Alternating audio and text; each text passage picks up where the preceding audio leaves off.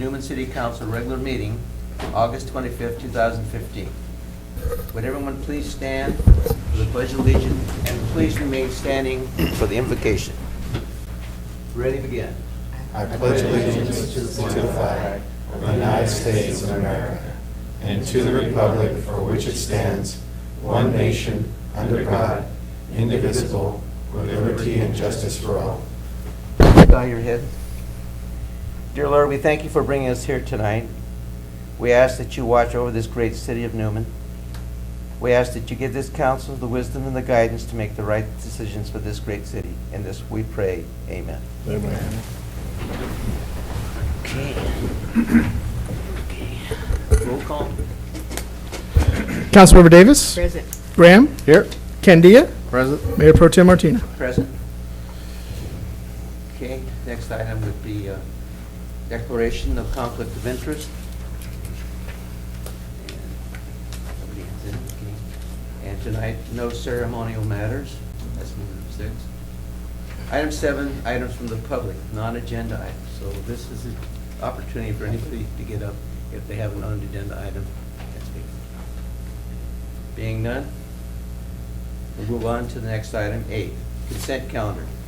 Waive all readings of ordinance and resolutions except by title. B, approval of warrants. C, approval minutes of the August 11th, 2015 meeting. D, adopt resolution 2015 next number, a resolution approving the filing of the final map for the Mattis Ranch. Okay. I'll make a motion, we accept the consent calendar as written. I second that motion. Okay, motion has been made and second that we accept the calendar. All those in favor? Aye. All those opposed? Motion carried.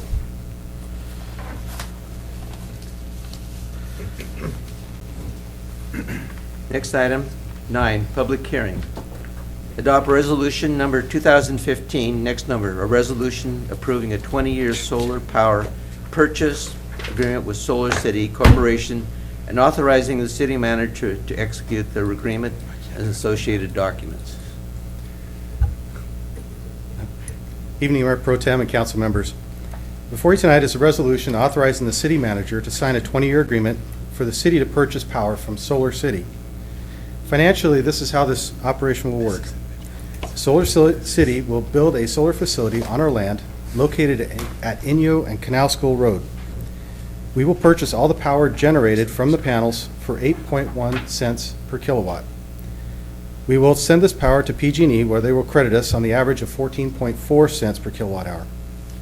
We continue using the power from PG&E at all of our facilities around the city, and PG&E will bill us at their regular rates, less the credit that we receive from selling them the solar power.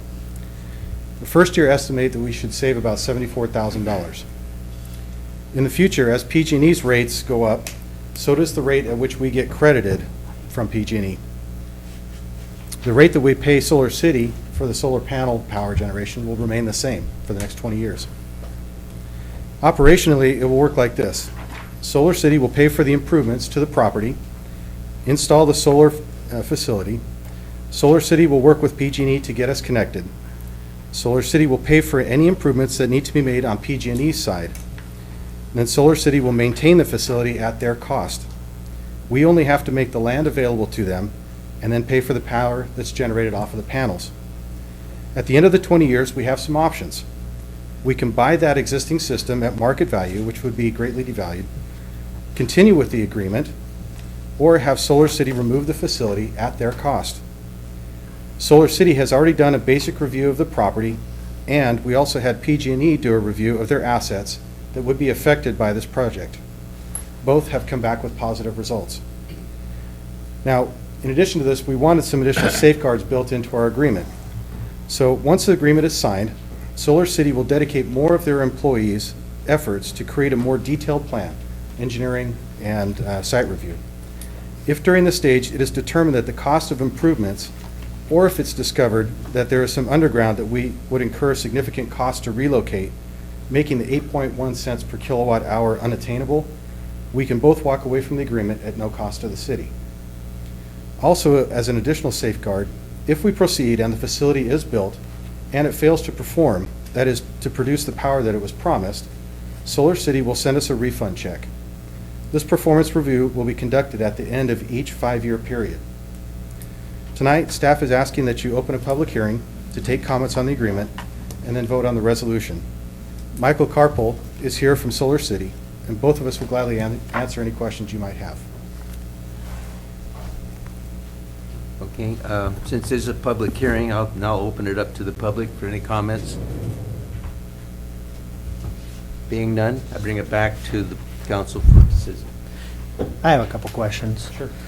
First, 74,000 is the first year savings. Are we leasing the equipment at all? No, in our agreement, we're basically just buying the power that comes off those panels. Just- So over time, the panels begin to degrade, which is like 0.5% per year in Right. estimate. In reality, it typically ends up being less than that. So we're allowing them to use our land to put their plant up, basically. And we're the sole beneficiaries. And we're of the it. benefits of it, okay. What happens, some concern with them, their stocks seem to have dropped tremendously over the last 4 or 5 months from almost to 100, upper 70s, 80s, all the way down to $40. And their owner just recently bought 123,000 of their shares of their stock to try to boost their own revenue back up, or their own stock holdings back up. If their company goes bankrupt, where does that leave us? It's a good question. Michael, you got an answer for that one? Sure, you want me to come? Yeah, come on up.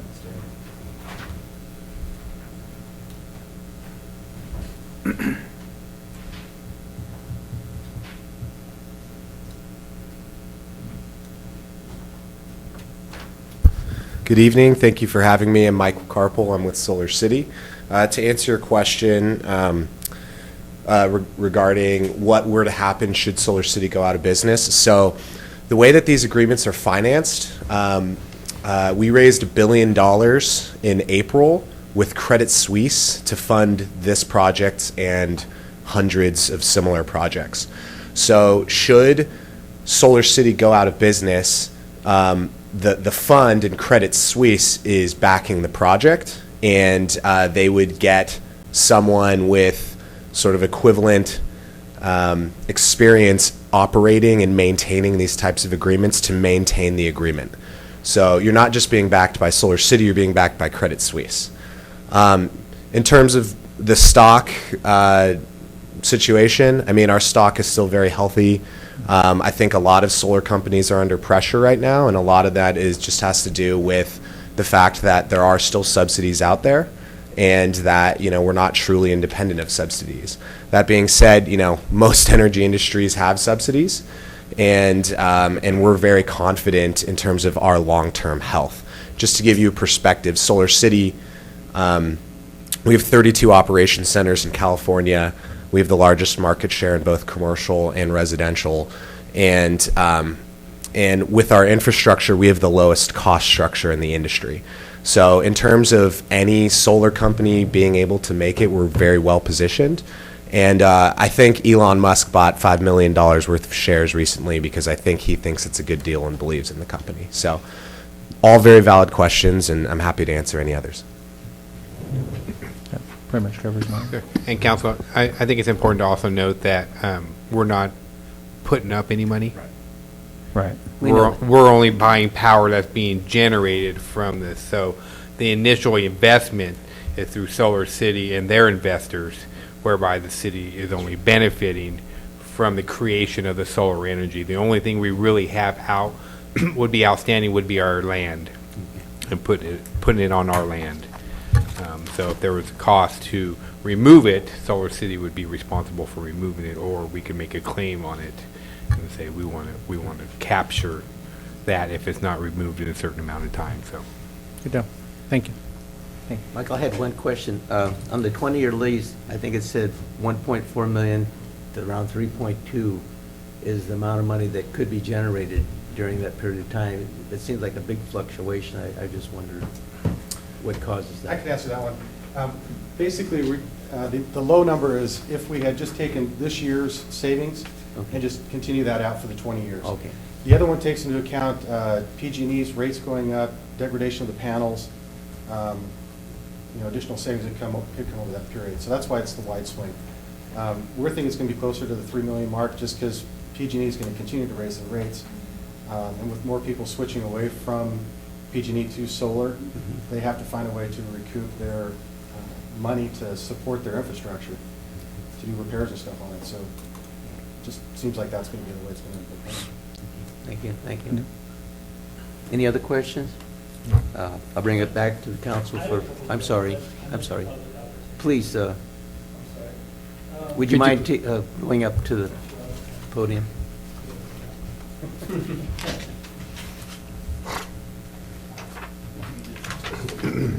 Sure. Alex Travala, 749 Black Mountain Lane, here in Newman. In your report, I didn't see it here, it doesn't seem like the report you gave was what was handed out. You said PG&E, we were going to pay 8 cents a kilowatt hour, PG&E was going to pay us 14 cents a kilowatt hour. On the average. Is that from PG&E? Because normally they don't pay the going rate. They Yeah, pay what the is- low market rate. They have a sheet that they publish that has the rates on it. The high rate, I got it here. I just worry that these, 34 cents per kilowatt hour. I worry that these numbers are coming from Solar City and not from PG&E themselves. It's actually from a PG&E report. They have to publish what rate they will be reimbursing.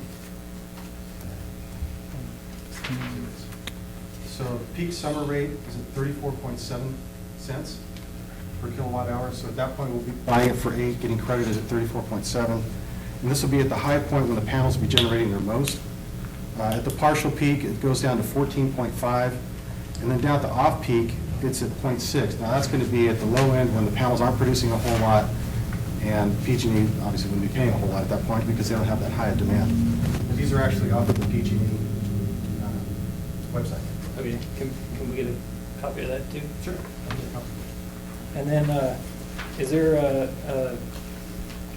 solar panels are very inefficient when they're dirty. Is there gonna be something in the contract for having them come out and clean the panels monthly, weekly, how often, and how will we hold them accountable for that?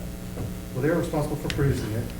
If the panels underproduce for any reason, they have that performance guarantee, so they've got to refund us if the panels underperform. Panels, just because they get a little dust on them, don't drop their production that much. They've got to get very dusty, very dirty, very scratched in order for them to reduce significantly. And they would be the ones who would want to go out there to get those repaired, cleaned up as soon as possible so that they can earn more money. Because the more panels, the more electricity the panels produce, the more money they get paid. Right, okay. Just wanted to make sure. Thank you. Thank you. Any comments from the public? Any other comments? If not, then I'll bring it back to the council for direction.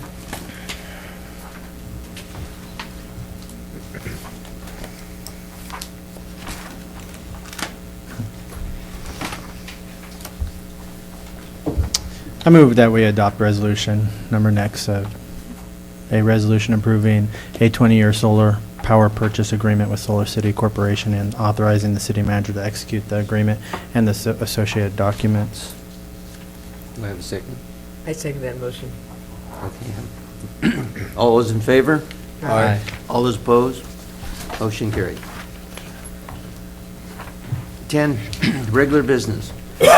Adopt resolution number 2015, next number, a resolution appointing the mayor of the city for the remaining unexpired mayoral term through November 2016 pursuant to Government Code Section 1752 and 365112B, and requesting the city staff issue a public notice of a city council vacancy. Thank you, Mayor Pro Tem. I'll go ahead and take this one. As you know, Mayor Caton submitted his resignation, and on August 20th was his official last day as mayor in the community. He and his wife have moved out of town and are no longer eligible to serve on the council. That leaves a vacancy for the mayoral position. As you know, in our community, the mayoral position is a separately elected position that serves on a 2-year term. So before you tonight, you have a couple different options, and I'd like to go over those with you. The first option is if the council fails to fill this vacancy within the next 60 days, or if you fail to call an election is automatically required. And you have to have that within a certain amount of days as spelled out under this, within 114 days thereafter. Your second option is to appoint someone to fill the position of mayor, again, because it's a separately elected position. And under that option, you have two course of action.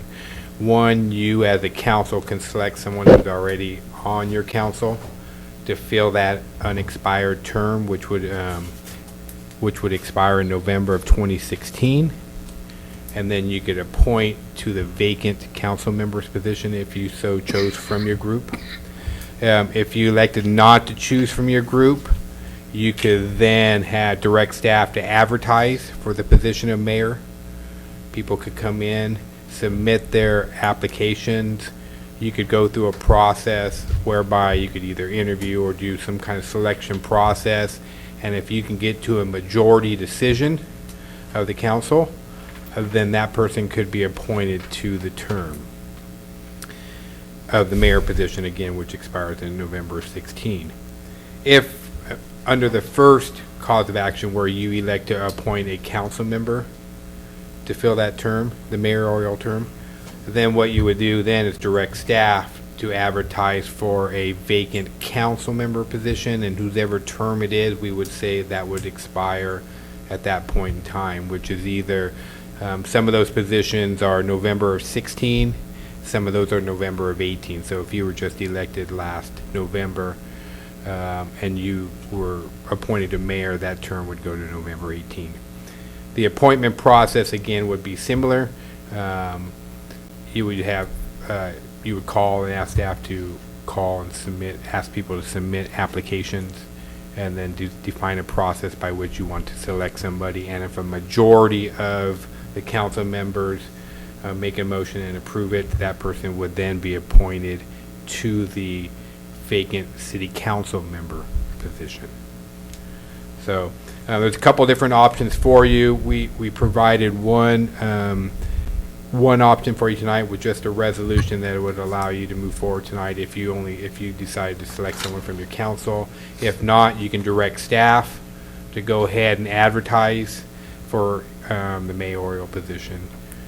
So with that, I'm here to answer any questions. This staff report was prepared by our legal counsel, and so she can answer a lot of your questions because obviously she's going to be versed in this.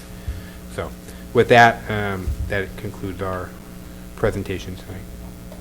Well, that being said, I would like to make a motion to the council that we appoint Bob Martina as mayor for the rest of the term. I second that motion. Motion been made and seconded that Bob Martina be appointed to the mayor position. All those in favor? Aye. All those opposed? Thank you. Appreciate that. I don't know what I asked for. So the second part of that is, and maybe we can get a second motion and get the resolution, is Yes. direct staff to now submit a public notice advertising for the vacant term that now Mayor Martina has just left, and that it would go to an unexpired term of November of 2016. So that would be an application process, just like treasurer or anything else, any of the Correct. other city Correct. spots? That would come to us? Okay.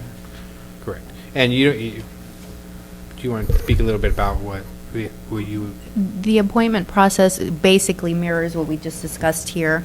So it would be a 60-day, you have to make that decision within the 60 days to fill that position. Right. But by adopting this resolution, it opens up for staff to at least create a timeline to bring applications back to the council for whichever process you want to use, the quasi-informal interview process, make it a public hearing. That's really going to be the Right. whatever And so staff you have wants. 60 days from today to do that. Our recommendation would be, I think it's October 12th. You have two meetings in October. One is the 13th, the other is the 27th. The 27th will fall outside that 60 days. So if you're directing us to go ahead and do that public advertisement, we would anticipate agendizing this item for October 13th. unless for some reason you need to call a special election or a special meeting to do it, but at this point in time, staff's recommendation would be to advertise for the full month of September and then maybe even a little bit into October, maybe go till like October 6th. That gives a full week or a good month for people to advertise or to see it. And then you could hold a public hearing in the process on October 13th at your regularly scheduled council meeting.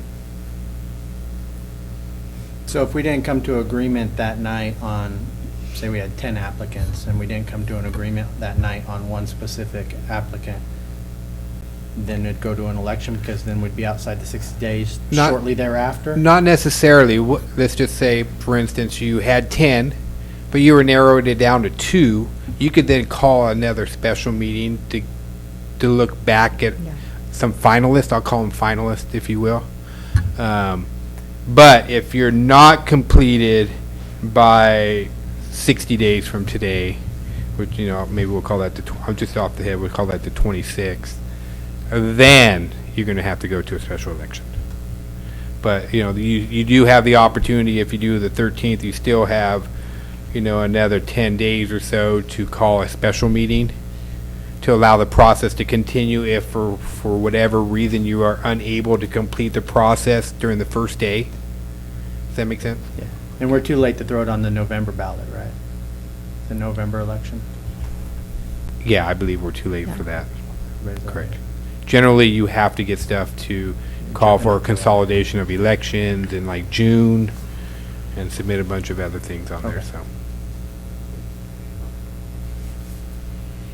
Okay, thank you. I'm sorry, we estimate, basically, you're probably in the ballpark of about 20,000 if we had to go to a special election. I think recently Riverbank did something, and I think theirs was in excess of that. But Gets a little expensive. it can get expensive, correct? So we need a motion on this thing, right? It's going to be a motion to adopt the resolution 2015 next in number for that second component, but probably for the record, to make it clean, let's have a motion for this entire resolution. Okay. Okay. I'll just amend my motion then, that we direct city staff to advertise for the open position for the council member. Sure. So if you make the motion that's consistent with the resolution that's in your packet, and that includes the appointment of a mayorship and direct staff. Motion's been made to amend. Second it. Second. All those in favor? All right. Aye. Motion carried. Thank you. Regular business, item B. Adopt resolution number 2015, next number. A resolution adopting the urban level of flood protection summary report in order for the city to comply with the SB 5 requirements. Good evening. I have prepared the PowerPoint presentation for urban level of flood protection summary report. Thank you.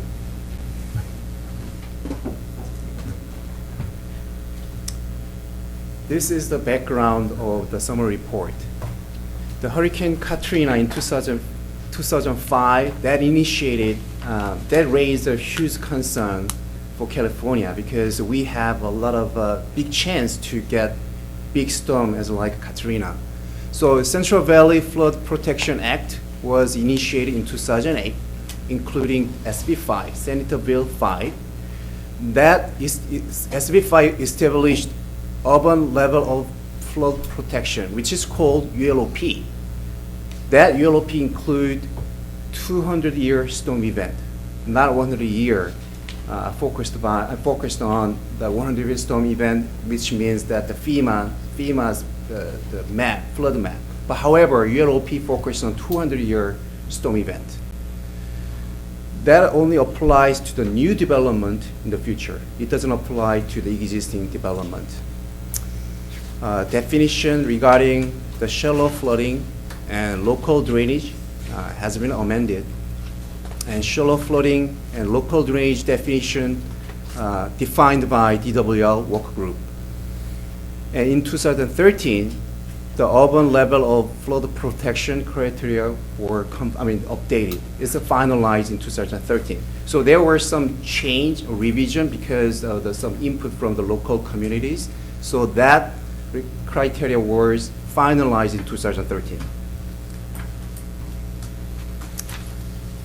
The city of Newman, these three criteria apply to city of Newman. That's why we had to prepare ULOP summary report. The first one is urban area with more than 10,000 population, and the community is located in a flood hazard area on a FEMA flood insurance rate map. And city of Newman is located in Sacramento, San Joaquin Valley. This map shows that the city planning, the boundary. So as you can see in the middle of the map, there is a Highway 33. So we are going to talk about shallow flooding areas, which means the flood depth is 3 feet or less. This is a very important definition for our ULOP summary report. So this is the findings included in our ULOP summary report, which is requirement. It applies to the new development occurring in a FEMA flood hazard area, and city needs to make a finding whenever an applicable land use decision is made. And this finding needs to state that the project will meet the ULOP requirement. It means that if there are any deep flood areas, not the shallow areas, and then we need to conduct 200-year flood mapping. So that exceeding the FEMA requirement, which requiring the only 100-year storm. So we had to identify that which area is a deep flood zone or shallow flood zone. So we identify those areas through this report. The finding requirement will be reflected in our general plan and zoning ordinance no later than July 2nd, 2016.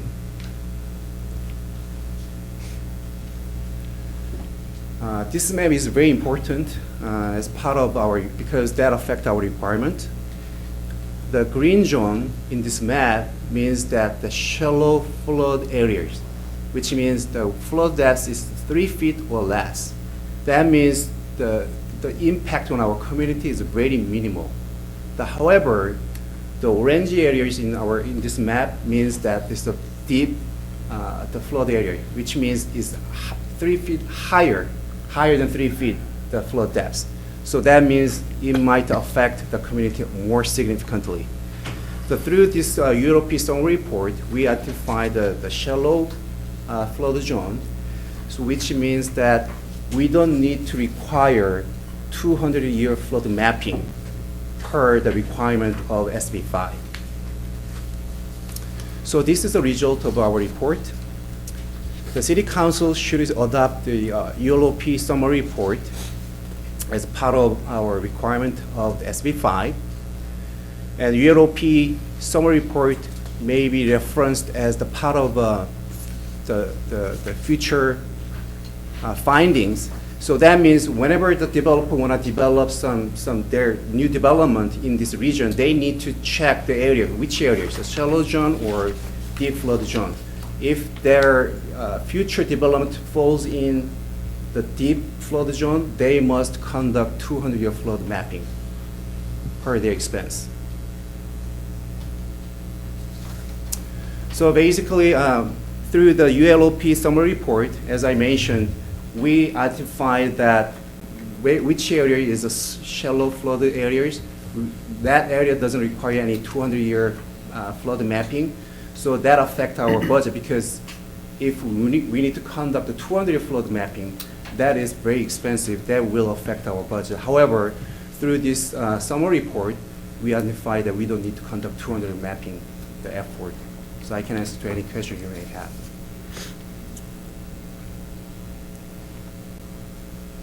Any question?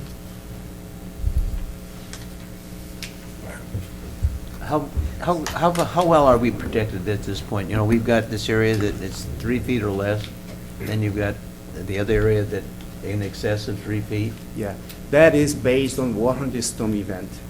Okay. Yes, that means the chance to have one big flooding in 100 year. But it may happen tomorrow or tonight, we don't know. However, there's a possibility of 1%. That's a shallow flood zone. Any other questions? Any other concerns? How are our storm drains? I mean, I don't know if this falls into this category. Yeah. Are those cleaned and being prepped? Because I know the one down from my house is stuff in it that was from 5 years ago still in it. So everybody's saying the storm this year, El Niño's, Yeah. supposed to be bigger than the one in '97. If that's the case, That's right. the chance of flooding is pretty good. And That's last right. year we had some heavy rains Yeah. and a lot of streets were flooded. So where are we at with that?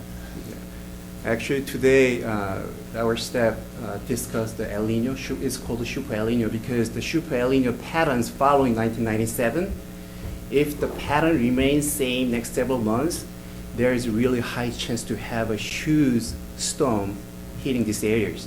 So the first, the answer to your question is regarding our storm drain system.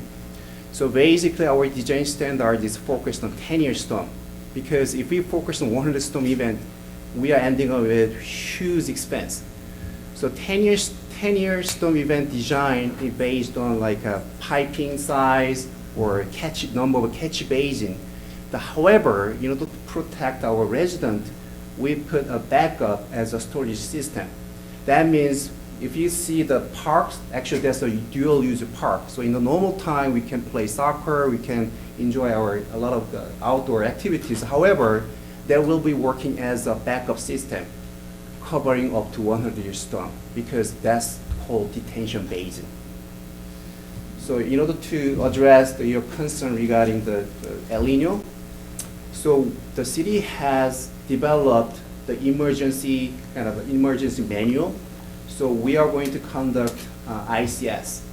So that means at once any big storm occur in these areas, we are going to develop the staff to respond to that event. For example, we are preparing some more sandbags, or we are going to collaborate with the state as well as the Caltrans, sometimes even with the county.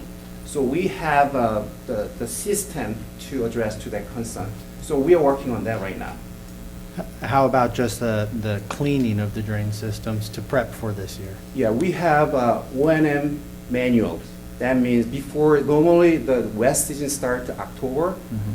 Before the west season starts, the public works following our O&M, the schedule. We are cleaning the storm drain system or the pump stations. We are going to check that one based on our schedule. So we have that program. Okay. Yeah. Thank you. You're welcome. Any other questions of the council? Thank you, sir. You're welcome. Bring it back to the council for direction. Excuse me. I move that we adopt resolution, next to number 2015, a resolution adopting the urban level of flood protection summary report and order for the city to comply with the SB 5 requirements. Second the motion. Okay, motion is made and second. All those in favor? Aye. Motion carried. Thank you. Regular business, item 10C, adopt the resolution number 2015, next number, a resolution adopting a new job description and salary range for the fire chief. Thank you, Mayor Martina. Tonight, I'm asking you or presenting to you a job description and a salary range for fire division chief position. As we've reported out toward the end of our last couple of meetings, your public safety subcommittee has been working with a 2-on-2 from the West Stanislaus Fire Protection District on a cost share position for some personnel, as well as a joint equipment purchasing program agreement. Again, those are with West Stan attorney right now. So, as you know, Mel, our fire department is currently led by Chief Mel Souza. Mel has announced his retirement. And so we're going to be looking for a replacement, and that's what kind of spurred the discussion with West End Fire Protection District. And again, just preliminarily, that agreement, which we expect to come before you next month, is a 60-40 cost share between city and West End. But in order to kind of get a jump on that, we were presenting you a job description, because we do not have a job description for a fire division chief. We have a fire chief, but not a fire division chief. And the reason we selected a fire division chief position, and it's going to mirror the fire division chief position that is shared between the city of Patterson and West End as well, because then while that would be our fire chief, they would be a second in command kind of position on the west side with respect to the West Stanislaus Fire District. As you know, our volunteers are also their volunteers. Our volunteers roll to West End calls when they're not within the city. So they're a dual purpose volunteer that serves both the district and the city. But again, in speaking with the 2-on-2 and plus Chief Hall, we think there's a lot of value in just creating that another middle level position on the west side. But yet again, it's still, this position would show up at all your council meetings. It's going to show up, to my staff meetings. He's essentially going to be your fire chief. So we took a salary range that is just basically comes straight across from where City of Patterson is, because this position is going to be equal to the position in Patterson, so you can't really have a disparity in terms of one making more, because they're ultimately going to be doing the same job when they get out into the district. They're going to be doing the same rotation and on-call kind of basis on that with that as well. So as you read in an email I sent to you earlier this week, it's been Chief Hall, who currently leads the West Stand District, has accepted a position with Stanislaus County. Not Stanislaus County, Santa Cruz County. And we'll be moving out of the area, and that's going to be effective September 19th. By you just approving this job description and salary range, it doesn't affect what's going on. We're going to meet tomorrow. I'm meeting with Chief Hall, and then I've already had a phone conversation with the city manager from Patterson with respect to who he's going to appoint. I hope to meet with one or two of the board members from West End, and then I hope to meet, and I'm going to be talking to Chief Hall about this tomorrow, is meeting with some of the second in charge in West End right now. It's kind of generally thought that Fire Division Chief Jeff Brazier will be the interim chief after Chief Hall loses, so I'd like to talk to him about his comfort level in terms of us moving forward with firing and recruiting for a Fire Division Chief, his experience in helping with that recruitment and putting together a professional group and do some of those things. So, but again, I didn't want to take this off only because we can still table this and it doesn't affect it either way at this particular point in time. So with that, I would ask you to approve the job description and salary range for the Fire Division Chief position, and I can answer any questions that you may have. Okay. Council, direction? I'm good. Any questions for him on it? Any questions? No? Any questions? No, I don't have any. It looks good to me, so I move that we adopt resolution next number 2015, a resolution adopting a new job description and salary range for fire chief. I second that. Okay, motion's been made and second. All in favor? Aye. Motion carried. Thank you.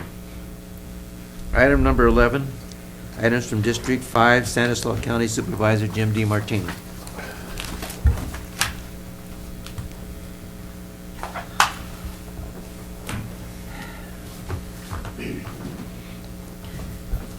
Good evening, Mayor Martina, I guess for now, instead of Pro Tem. Congratulations on that. Thank you, Jim. And members of the council and staff. I just had a few things tonight. First of all, I'd like to thank the city of Newman for letting us use the West Side Theater for the Health Summit. I know it was a lot of trouble for Public Works and for police, but we really do appreciate it. We had 6 teams that weighed in, and then we had the mobile clinic, which we had for the first time, and that you allowed that to be parked in your plaza.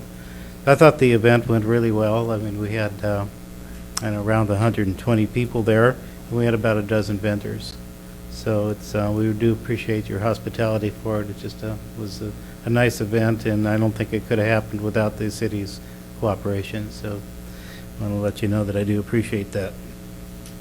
And other things, City of Newman had requested a meeting about Oristemba Creek and maybe the conditions of that, considering possible wet winter. That is set up for Thursday at 1:30. I did talk to Earl Perez. He said he would be there. And he also said that he would call some of the other board members of the flood control district to see if they could make it. Wasn't a real lot of notice, but it was, and those guys are kind of busy this time of year, but he thought he could get somebody else to come besides him. And I have our Public Works Department there and whatever staff that we need, so we'll go over. I'm not sure the condition of the creek, but Mr. Perez said that some work had been done, but there's, more needs to be done. So anyway, that's set for Thursday, County Administration Building on the 6th floor. And that's all I have. I look forward to the Fall Festival in Newman. Got my truck started up for the parade over there. I put a new magneto in it, and it runs a lot better now, so. Kim, a quick question. The mobile testing lab, did the general public take advantage of that?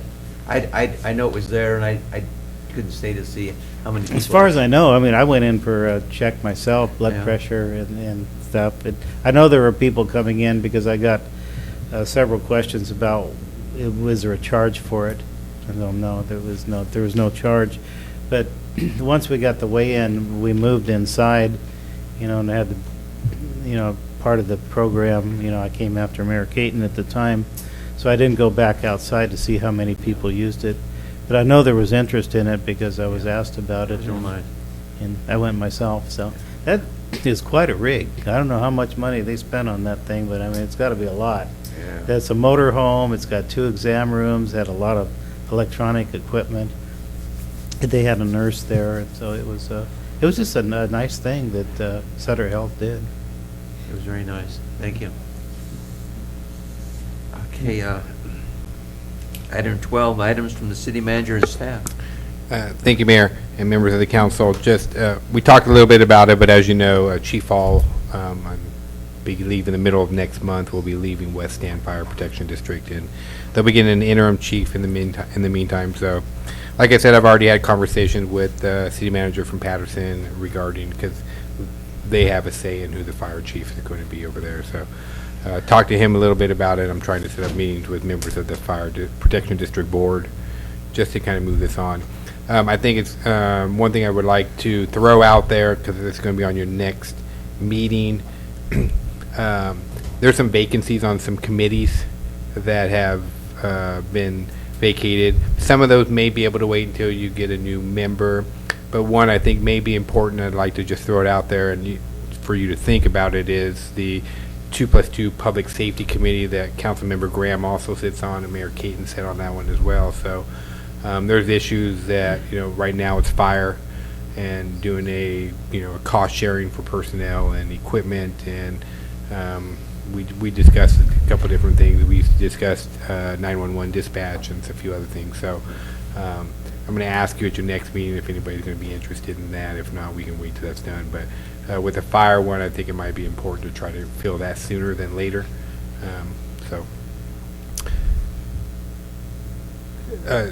Supervisor touched on a little bit. I did go and see him last week when he was in town and asked him if he'd be willing to put together an Oristemba Creek team meeting. And the reason is, as you know, Oristemba Creek has flooded and it has caused substantial damage to our community. Unfortunately, it's 5 miles away from us. We don't have any land use jurisdiction, so we have no control over it. So I asked our supervisor to get together some members of his staff, as well as the Oristemba Creek Flood Control District, which Mr. Perez sits on, to ask them, what have they done to get it clean? Can we make sure that there's no debris in there? If we have a heavy El Nino year that we're expecting, it's important to have a lot of that debris out of the way, because what happens is it comes down and just creates a dam at the trestle and then contributes to some overflow. So the better creek that we can have that in, the better situation we can be in. Excuse me. So I just wanted to make sure we try to get ahead of that, especially if we're going to have a big rain year. Anything that we can do in preventative wise, including what Councilmember Graham said, our local drains, and trying to get that done. Last year, we were able to, we have a big drain pipe in Hills Ferry from Sherman Ranch to our pump station there, and that was backed up with a lot of mud and debris, and I think maybe even a basketball or something. So we were able to clean a lot of that out, but we're going to try to get to that before the rains get here, Councilmember Graham. That's, again, our storm drainage system is designed for a 10-year event, so when you get bigger events, there's going to be localized flooding. That's just the way the system is designed. You can't afford to build a complete system that's designed for 100 years, because we'd have massive pipes underneath our road, and it's just huge cost to build it and maintain it. So we'll do everything we can to do that. The biggest issue is going to be when the leaves start coming down and getting those out of the drain. So, and then just lastly, last Friday, then Mayor Pro Tem, now Mayor Martina, and I met with county staff and Supervisor DeMartini, and we wanted to talk to them a little bit about our community pool project. That's kind of been in discussions. When Patterson had their pool built, the county contributed a pretty significant amount of money. So we went up and put our hand out and told them that we would like them to consider funding us as well. It was the first blush, and so they were pretty non-committal at the time. So, but any chance any community member has an opportunity to encourage Supervisor DeMartini to support a community pool in Newman, especially if you live in the county area, because it with Crow's Landing pool closing, there's not a lot of opportunities for our youth here to swim, and we want to save lives by keeping them out of the canals and the rivers. So, anything we can do to get that done, we're trying to get done. So, and then again, just lastly, congratulations to Mayor Martina. Thank you, Michael. You're welcome. Thank you. That's all that I had tonight. Okay, staff? G? I don't have anything tonight, other than congratulations, Mayor. Well, thank you so much. But I'll be happy to answer any questions. Remember, if I'm speeding, I don't get tickets. No, that's not true. I'm just kidding. That's not true. Well, Equal playing field to cross for everybody. I'm gonna tell you, if I'm speeding, you stop me before anybody else. Stephanie, do you have anything tonight? Yes, Mayor Martina. Just wanted to let the mayor and council know that we opened our skate plaza bid last week. We received 2 bids. We're currently reviewing them. The apparent low bidder is lower than the original bid we received back in May, so that'll save us a little bit. Talked to the engineer, the project engineer, so he's just checking everything like we have to do. So we anticipate bringing that back for award in September. Happy to answer any questions. Great. Any questions? Couple things. We had to upgrade all of our credit card readers to support the new chip cards that are coming out in October. So on our readers now, if people come in, they can actually pay using the chip cards, and they can also use their Apple Pay and Google Wallet as well. Okay. We have auditors that are coming back out on September 9th and 10th for their second visit for this year. And after that visit, they'll begin preparing financials and filing the annual reports with the State Controller's Office and producing the reports for us. And that's it. Yes, sir. Congratulations again. Oh, thank you so much. I have one update regarding South County Corridor Project. City will host the 3rd public workshop on September 3rd, 6:30 p.m. So far, 4 southern alignments survived through the second screening, the analysis. So we need public input. Without the public input, we don't know. We don't expect any good news. So hopefully many Newman residents can attend the public workshop. So please attend the meeting to show your passion on the South County Corridor Project. September 3rd, 6:30 p.m. in the City Hall.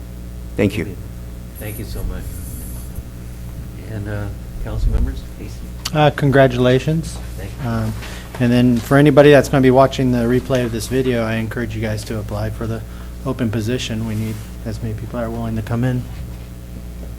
Roberta? Congratulations. That's all I have to say. Thank you, thank you so much.